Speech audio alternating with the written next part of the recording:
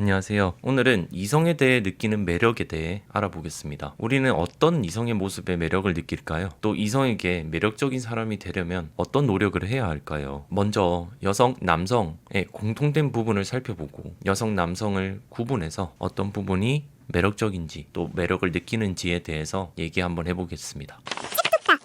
첫째, 희소성입니다. 우리가 이성을 볼 때 흔하디 흔한 사람, 평균의 사람이라면 그 사람에게 큰 매력을 느끼지 못합니다. 그 사람만이 할 수 있는 능력이 있을 때 우리는 그 사람에게 매력을 느끼죠. 예를 들어 외모를 보면 언제나 예쁘고 잘생긴 사람은 극소수입니다. 또 극소수이기 때문에 그 모습이 더 예쁘고 잘생겨 보이죠. 대부분의 남성의 얼굴이 차은우와 닮았고 대부분의 여성의 얼굴이 다 장원영과 닮았다면 정작 차은우와 장원영은 외모가 뛰어나지 않다고 평가받게 되겠죠. 하지만 무조건 희소하다고 항상 매력적인 것은 아닙니다. 나에게 혹은 사회에 가치 있다고 여겨질 때만이 그 타인의 희소성에 큰 매력을 느끼게 되죠. 둘째, 부족한 부분의 매력을 느낌입니다. 우리는 가지고 있는 것보다 가지지 못한 것에 큰 가치를 부여합니다. 또 내가 큰 가치를 부여하지만 가지지 못한 것 A, 다른 사람 타인이 그 A를 가지고 있다면 우리는 그 사람에게 큰 매력을 느끼게 되죠. 설사 내가 A를 가지지 못하더라도 A를 가진 사람을 연인 혹은 내 사람으로 만들면 나 혼자 힘으로 얻기 힘들었던 A를 가지게 됐다고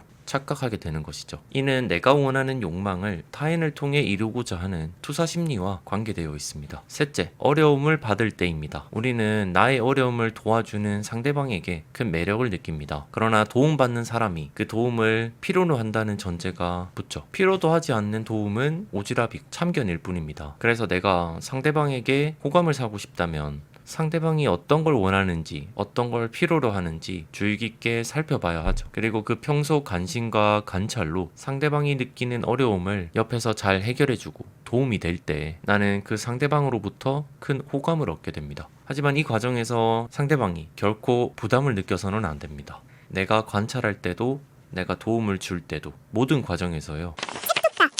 넷째, 나와 소통이 잘 되는 상대. 티키타카라고 하죠. 유머러스함, 공통의 관심사 등으로 나와 소통이 잘 되고 빠르게 친해진다면 나는 그 사람을 내 편으로 인식합니다. 우리는 무의식 중에 주위 사람들을 관계없는 타인, 적대적 타인, 우호적 타인 이렇게 세 가지로 나눠서 생각합니다. 그리고 만약 그 상대방이 나와 티키타카가 잘 되고 소통이 잘 되면 그 타인을 우리는 우호적 타인, 내 편으로 받아들이는 것이죠. 그래서 이 소통 능력, 말빨 능력은 상대방의 마음의 벽을 무너뜨리는 가장 효과적인, 가장 빠른 방법입니다. 그리고 상대방은 이렇게 빠르게 내 마음의 벽을 허물고 내 편으로 쑥 들어오는 상대방을 보면서 빠르게 나와 친해졌으니 다른 사람들보다 원래 나랑 잘 맞는 사람이구나 라고 의식과 무의식은 쉽게 판단을 해버리죠. 어쩌면 그 사람의 현란한 말빨 때문에 빠르게 친해진 것일 수도 있는데 당사자는 그 사람과 내가 특별히 잘 맞아서 이렇게 친해졌다라고 착각하는 걸 수도 있죠. 다섯 번째, 익숙한 상대입니다. 우리는 얼굴, 목소리, 노래, 브랜드 등 단순히 자주 접했다는 이유로 호감을 가지게 되죠.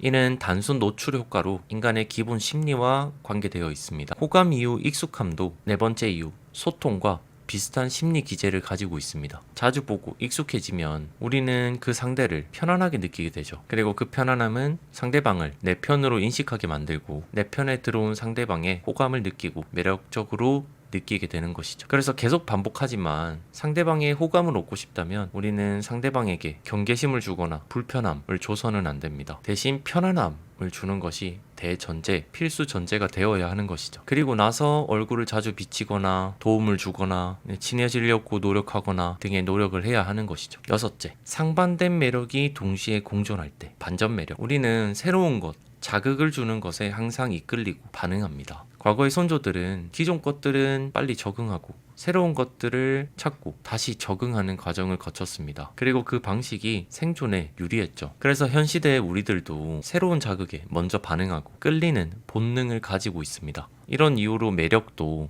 상대방이 우리가 예상했던 그 범주로만 행동하지 않고 가끔은 특이한 행동, 반전된 행동을 할 때 그 새로운 자극이 나의 눈길을 사로잡고 나는 그 상대방에게 매력을 느끼게 되는 것이죠. 어떨 때는 차분하고 소극적이다가도 또 어떨 때는 과감하고 적극적인 모습을 보이는 것. 네, 이것이 바로 반전 매력입니다. 내가 이렇게 상대방에게 반전된 모습을 보이게 되면 상대방은 나에 대해 쉽게 이해하지 못하고 조금 더 알아가고 싶은 본능이 생기게 되죠. 내가 미처 해결하지 못한 문제가 있다면 우리의 무의식이 시간이 지나도 계속 그 문제를 생각하는 것처럼 상대가 의식적으로 나를 계속 생각하지 않는다고 할지라도 나의 그 반전 매력 때문에 상대방의 무의식은 나를 계속 생각하고 있는 것이죠. 나라는 사람에 대한 문제를 완전히 해결하지 못했으니까요. 또 상대는 나에 대한 생각이 계속 일어나는 것을 호감으로 인식하게 되는 것이죠. 그럼 성별을 나눠서 각각 남자가 여자가 상대방에게 느끼는 매력에 대해서도 한번 알아보겠습니다. 먼저 여성입니다. 여성이 남성에게 매력을 느끼는 이유. 첫째는 보호해줄 수 있는 남자입니다. 여자는 생물학적으로 남자에 비해서 물리적 능력이 취약하고 임신기간 같은 특정한 기간에는 특별한 보호를 받아야 하는 존재입니다. 그래서 여자가 남자를 볼 때 나를 확실히 잘 지키고 보호해줄 수 있는 여부가 큰 매력 포인트가 되는 것이죠. 특히 여자가 남자를 볼 때 외모보다 능력을 더 많이 보는 이유도 생계 유지 등 나를 안정적으로 잘 지켜줄 수 있는가가 남자의 능력에서 많이 결정이 되기 때문입니다. 지위가 높고 돈이 많은 남자에게 여자가 끌리는 이유도 모두 나를 지켜줄 수 있는 듬직한 존재로 인식하기 때문이죠. 둘째, 남성미, 남자다운 남자. 외모, 성격, 겉과 속을 포함해서 같은 남자라도 정말 남자답게 느껴지는 남자가 있습니다. 남자다움이란 뭘까요? 겉으로의 남자다움이란 큰 키, 탄탄한 근육, 각진 얼굴 등이 있죠. 그리고 내면의 남자다움이란 용기 있고 도전적이고 강인하고 책임감 있고 리더십 있는 성격 등을 꼽을 수 있습니다. 물론 이 남자다운 성격을 한 단어로 정의하기란 쉽지는 않죠. 다만 이것도 진화 생물학의 관점에서 과거 선조들의 성공적인 남자상을 살펴보면 됩니다. 그때의 성공적인 남자상은 바로 강한 육체, 정신력, 뛰어난 리더십을 가진 남자였죠. 또 현대인의 뇌 구조도 그 과거 선조들의 뇌에서 크게 바뀌지 않았습니다. 그래서 그때의 과거의 성공적인 남성의 성격, 외모 등의 남성미가 지금도 큰 변화 없이 매력적인 남성미로 여겨지는 것이죠. 셋째, 모성애를 자극하는 남자. 남자다움, 남성미를 어필해야 매력적이다면서 완전 반대되는 말을 하고 있냐고 의아해할 수도 있을 것 같습니다. 하지만 여성은 자신과 완전 반대되는 남성미에도 큰 매력을 느끼지만 또 한편으로 자기가 돌보고 지켜줘야 할 것 같은 자신의 모성애를 자극하는 남자에게 또 큰 매력을 느낍니다. 예를 들어 여성은 상대방 남자가 바람둥이인 걸 알아도 바람둥이가 보이는 연약한 모습에 측은함을 느끼고 또 자신이 돌봐서 그 바람둥이의 잘못된 부분을 고칠 수 있다는 생각을 하게 됩니다. 여성은 바람둥이의 부족한 모습에 안타까움을 느끼고 바람둥이는 여성의 이 모성애를 의도적으로 자극하는 것이죠.